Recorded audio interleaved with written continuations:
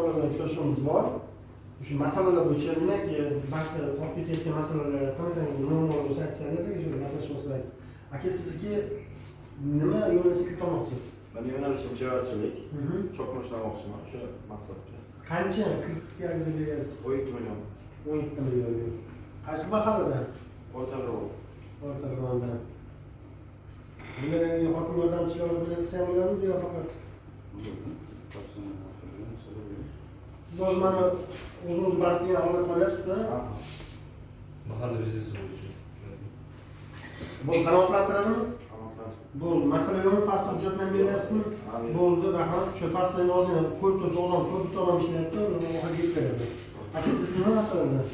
Men o'sha boqqanim kelib qoladi. Qaysi mahallada? Men nomimdan. Hujjat berdingizmi? Men Bo'ldi. Summa qancha? Sizniki? Bizga bog'cha yo'nalish. Bog'cha yo'nalishida rivojlantirish yo'lida 50 million olyapmiz. 50 million. Oldin chiqdimi, chiqmadimi oldingizda? Oldingisi ham chiqdi, endi ikkinchisiga harakat qilyapmiz. Biz obyektimizni kengaytirib ikkinchisini ochyapmiz. Bo'ldi. Masala yo'qmi? Yaxshi. Agar masalalar bo'lsa, aytinglar. Agar kamchilik bo'lsa, tez qilib bersanglar, nima topshiriq bo'lsa, tezroq yakunlanadi. Yaxshi, hammasi bo'lyapti. Bo'ldi. Aka, sizda masala yo'qmi? Yo'q, biz ishimiz bitta. 30 million kirib to'ladik.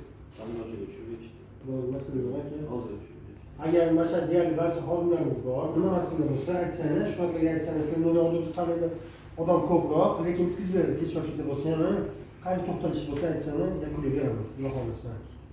Hammaga rahmat. Charchamaymiz. Rahmat.